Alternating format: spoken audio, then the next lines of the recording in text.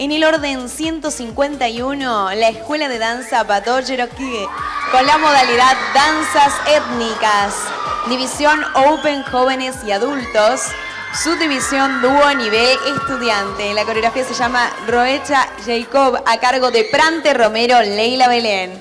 Y le damos la bienvenida a Silva Florentín, Yanán Beatriz y Ayala Abogado Arnal. Fuerte el aplauso.